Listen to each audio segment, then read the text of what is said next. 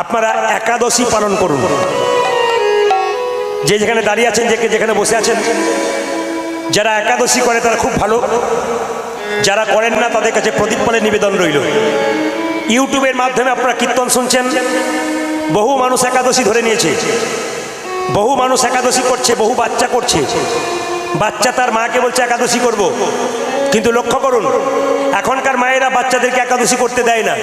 কিছু কিছু মা আছে, আধুনিক মা, ছেলেকে ব্যারিস্টার উকিল তৈরি করবে, কিন্তু ছেলে কোন পথে যাবে ওইদিকে চিন্তা নেই। উকিল হোক, ব্যারিস্টার হোক, ডাক্তার হোক, কিন্তু আধ্যাত্মিক চেতনা থাকা দরকার।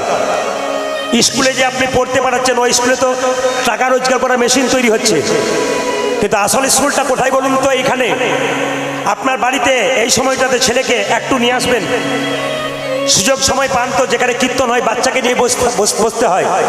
আপনার আগামীকাল যারা আসবেন বাচ্চাগুলোকে সঙ্গে করে নিয়ে আসবেন, যতই জ্বালাক বাচ্চাকে সঙ্গে নিয়ে আসবেন। আমি একটা প্রমাণ দিয়ে দিই আপনাদেরকে একাদশী কথা বলবার আগে। এই কয়েকদিন আমি গান করছিলাম হুগলি জেলাতে। কলকাতা থেকে 3টে মেয়ে, ভালো করে শুনবেন, কলকাতা থেকে 3টে মেয়ে আমার কীর্তন শুনতে এসছে। জিজ্ঞেস করলাম আপনারা কলকাতা থেকে এলেন কেন? বলছে আপনাকে সব জায়গায় পাওয়া যায় না, তাই কলকাতা থেকে গাড়ি করে এলাম।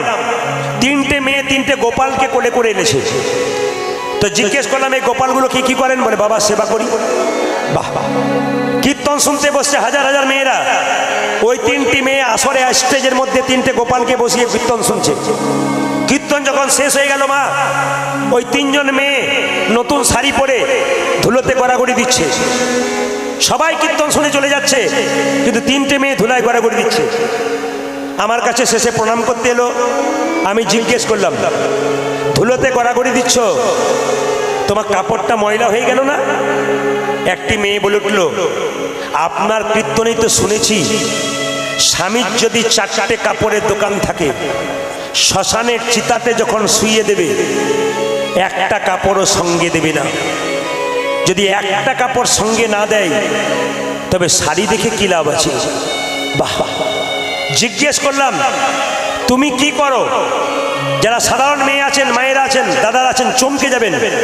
মেয়েটি যখন বললো আমি মাথাটা নিচু করে দিলাম, বললো আমি কলকাতার কোন এক কলেজে পড়াশুনো করাই, কলেজের লেকচারার, প্রফেসর, মেয়েটা অধ্যাপিকা। সে বাচ্চাকে কোলে নিয়ে এসছে, কৃষ্ণকে কোলে নিয়ে এসছে, কীর্তন শুনছে। আপনারা একবারে মন খুলে শুনে নিন। অ্যাপেলো, চেন্নাই, ব্যাঙ্গালোর, ভেলোরে চিকিৎসা করাতে যাবেন, ডাক্তারবাবু থেকে তো চিকিৎসা করান, টেবিলটার দিকে তাকাবেন তো, যারা গেছেন টেবিলের দিকে তাকাবেন। লন্ডন ফেরত, আমেরিকা ফেরত ডাক্তারগুলো সব টেবিলের মধ্যে কৃষ্ণের ছবি নিয়ে বসে আছে। আমাদের এলাকাতে ডাক্তাররা নিজেকে ভগবান ভেবে বসে আছে, ওই জন্য চিকিৎসায় ভুল হয়। কিন্তু ওনারা টেবিলের মধ্যে কৃষ্ণকে বসিয়েছে, যে যে ধর্মের মানুষ তাকে বসিয়ে রেখেছে। আমি আজ 6 থেকে 7 বছর আগে চেন্নাই গিয়েছিলাম একটা সংস্থার জন্য। আমি যাকে দেখাচ্ছিলাম তিনি জোসেফ ভি টাচিল ডাক্তার, ডাক্তারের নাম হচ্ছে জোসেফ ভি টাচিল। তো তিনি বাংলা ভালো বলতে পারেন না, ইংরেজি বলতে পারেন, হিন্দি বলতে পারেন, বুঝতে পারেন। তো দেখলাম ওনার টেবিলে যীশু খ্রিস্টের ছবি। আবার একজনকে দেখাতে গেলাম খাবারের জন্য, ডায়েট চেক করার জন্য। তো উনি বাঙালি ডাক্তার, ওনার দেখলাম কৃষ্ণের ছবি, তুলসী পাতা, বাতাসা দেওয়া রয়েছে। জিজ্ঞেস করলাম স্যার এগুলো কি জন্যে? আমি কায়দা করে জিজ্ঞেস করলাম। উনি বলছেন আমি আমেরিকা ফেরত হই আর লন্ডন ফেরত হই, একজনের আশীর্বাদে কিন্তু আমি এই কাজটা করতে পারছি। তিনি আমাকে কৃপা করে এই দায়িত্ব দিয়েছে বলে আমি পালন করতে পারছি। সবচাইতে লজ্জার ব্যাপার আমাদের সমাজে, MBA পাস করে গেলে কীর্তন শুনতে চাই না। সবচাইতে লজ্জার ব্যাপার একটু স্কুল মাস্টার হয়ে গেলে, একটু চাকরি পেয়ে গেলে দেখবেন তার হিম্মত বেড়ে যায়। আমি হলাম রয়্যাল বেঙ্গল টাইগার, আমি কীর্তন শুনবো না। বোকা লোকগুলো শোনে। ওদেরকে শিখিয়ে দেবেন স্যার আইজ্যাক নিউটন এত বড় বিজ্ঞানী, তিনি ভগবান বিশ্বাস করতেন। আইনস্টাইন বিখ্যাত বিজ্ঞানী, জীবনে নিরামিষ খেত, কোনদিন আমিষ খেত না। ভারতবর্ষের বিখ্যাত প্লেয়ার কি নাম, বিরাট কোহলি, চিরকাল নিরামিষ খাচ্ছে। ওর স্ত্রীর নাম অনুষ্কা, আমরা পড়াশোনা করি জানতে পারি ও নিরামিষ খাচ্ছে। ভারতবর্ষের যিনি অধিনায়ক রোহিত শর্মা, তিনি তার স্ত্রী দুজনে নিরামিষ খায়। তাকিয়ে দেখুন জীবনে যারা বড় হয়েছে তারা কিছু ত্যাগ করেছে, আর আমরা সামান্য চাকরি পেয়ে কিছু ভগবানকে ভুলে যাই। হরিনাম শুনতে আমাদের লজ্জা করে, হাত তুলতে আমাদের লজ্জা করে। এই লজ্জাটা আমাদের বাঙালির জাতির। জেনে নিন, আপনারা মন খুলে শুনে নেবেন। আমার বাড়ির পাশে একটা স্কুল আছে, ওই স্কুলে 10 জন শিক্ষক আছে, 4 জন মুসলিম শিক্ষক, 6 জন হিন্দু শিক্ষক। শুনলে আপনারা চমকে যাবেন। শুক্রবার দিন ক্লাসগুলোকে মেকআপ করে 4 জন মাস্টারমশাই পাশের গ্রামে মসজিদে নামাজ পড়তে যায়, আর আমাদের শিক্ষকগুলো রাস্তা দিয়ে মন্দির দিয়ে 50 বার পেরোয়, একবার প্রণাম পর্যন্ত করে না। লজ্জা লাগা উচিত। ওরা কি করছে, আমরা কি করছি? যিনি আমাদের প্রধানমন্ত্রী ছিলেন মনমোহন সিং, সারা ভারতবর্ষে যিনি প্রধানমন্ত্রী, তার মাথার পাগড়িটা খুলেছিল। প্রধানমন্ত্রী কোনদিন মাথার পাগড়ি খুলেছিল? ওটা ধর্ম। ও দেখিয়ে দিয়েছিল, আমি প্রধানমন্ত্রী হই, আমি যাই হই, আমার ধর্মের জায়গায় আমি ঠিক থাকবো। বারবার আপনাদের কাছে নিবেদন রইল, প্রদীপ পালে ধর্ম যার যার, সম্মান দেবেন সব ধর্মকে। কোনো ধর্মকে অসম্মান করা প্রত্যেকটি মানুষের কর্তব্য নয়।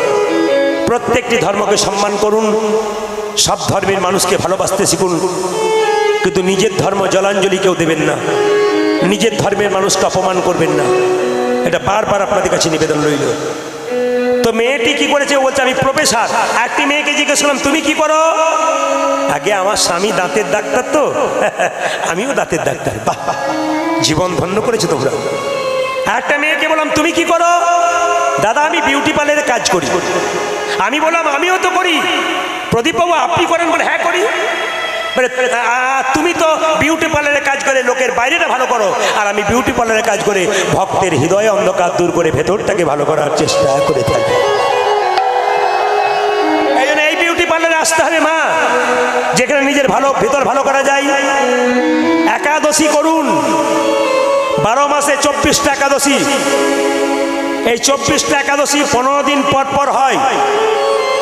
এত কিছু খাচ্ছেন, মেশিনকে মাঝে মাঝে রেস্ট দেন, দীর্ঘায়ু যদি লাভ করবেন। যদি খেয়েই যাবেন, তাড়াতাড়ি যাবার রাস্তা পরিষ্কার করবেন। আর যদি ত্যাগ স্বীকার করবেন, আপনার বাড়ির বাচ্চা আপনার কাছ থেকে শিখবে, ভবিষ্যতে করবে, আপনার কাজ হবে। জেনে নিন আপনারা, একাদশী 12 মাসে 24টা। মুসলিমদের রোজা রাখা হয় 30টা।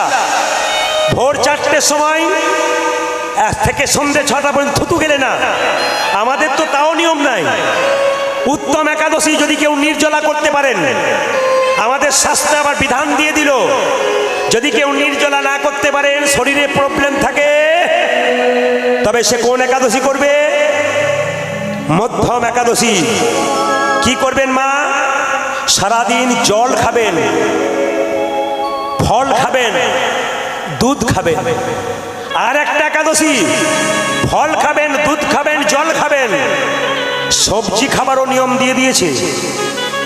আপনি কাঁচা কলা, পেঁপে, কুমড়ো সন্দক লবণ দিয়ে, এই লবণ নয়, সন্দক লবণ দিয়ে তৈরি করবেন।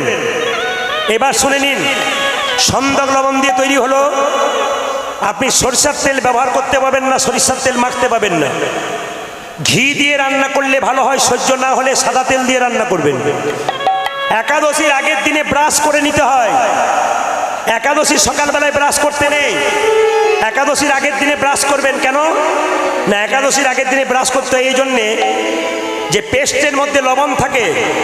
সকালবেলায় আপনি পেস্ট করলেন, তাহলে আপনার লবণ যুক্ত পেস্ট হয়ে গেল, লবণ খাওয়া হয়ে গেল আপনার। জিভ ছুলতে নেই সকালে। কেন? ছুলতে গিয়ে যদি রক্ত বেরিয়ে যায়, আপনার একাদশী বিধান দিয়েছে, শাস্ত্র বিধান দিয়েছে, আমি বলি। একাদশী করার নিয়ম আছে। মায়েরা, এই একাদশী আপনারা করুন, আপনাদের বাড়ির সবাইকে করান। একজন শুরু করুন।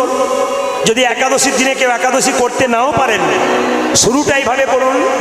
অন্তত অমাবস্যা, পূর্ণিমা, একাদশীর দিনগুলোতে বাড়িতে নিরামিষ করুন। যখনই মনের মধ্যে জাগবে আজকে একাদশীর দিন, বাড়িতে নিরামিষ হলো, মনের মধ্যে এই ভাবনা জাগবে, আর কেন এবার একাদশী করি।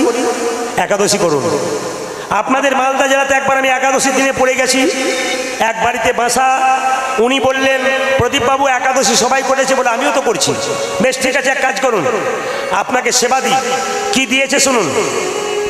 আমাকে ফল দিয়েছে, আমাকে 4 রকমের ফল, 4 রকমের সবজি, দুধের পায়েস, দুধের পিঠে, কত রকমের মিষ্টি। আমি মনে মনে ভাবলাম এইরকম যদি একাদশী হয় তাহলে আমি প্রতিদিন করব, কোনো অসুবিধা নেই। আসলে একাদশীর দিনে নিয়ম হচ্ছে যত কম খাবেন। আমি তো ডায়েট কন্ট্রোল করার জন্য ডাক্তারের কাছে গিয়েছিলাম, কি কম খেলে মোটানো না যায়। ডাক্তার আমাকে বললেন, তারপর ভাগবত পড়ে দেখলাম না না, ডাক্তারের আগে ভাগবত শিখিয়ে দিয়েছে শরীরকে ফিট রাখতে গেলে, ছিমছাম রাখতে গেলে কি করতে হয়। বলছে আমার শরীরের পেটটাকে যদি 4 ভাগ করা যায়, তাহলে 2 ভাগ খাবার খেলেন, 1 ভাগ জল খেলেন, 1 ভাগ ফাঁকা রাখলেন। ভাগবত পড়ুন, আপনি শ্রীমদ্ ভাগবত পড়ুন, দেখুন পরিষ্কার পেয়ে যাবেন। কি একটা পেটকে যদি 4 ভাগ করা যায়, 2 ভাগ খাবার খেলেন, 1 ভাগ জল দিলেন, আর 1 ভাগ ফাঁকা রাখলেন। পেট থেকে বেশিরভাগ রোগ আসে, এইটাকে ভালো রাখবেন তো ব্যাস। আর এই জায়গাটাকে নোংরা করে দেবেন তো নিতাই গৌর হরি বলতে হাতে যাবার পথ পরিষ্কার হবে। তো সেই দিন যে একাদশীটা হয়েছিল ফলমূল দিয়ে, প্রচুর খাবার দিয়ে, ওটা নাম উত্তম একাদশী নয়। উত্তম একাদশী নির্জল একাদশী, মধ্যম একাদশী ফলমূল খেয়ে একাদশী। আর আমাকে যে একাদশী করেছিল উত্তম নয়, মধ্যম নয়, ধমাধম একাদশী। আপনাকেও ধমাধম একাদশী করবেন না। আর একাদশীর দিনে কেউ রুটি খাবেন না, অনেকে ময়দা খাওয়ার অভ্যাস করে, ওটা আটাদশী হয়ে যায়, একাদশী হয় না। তাই সবাই মিলে একাদশী পালন করুন।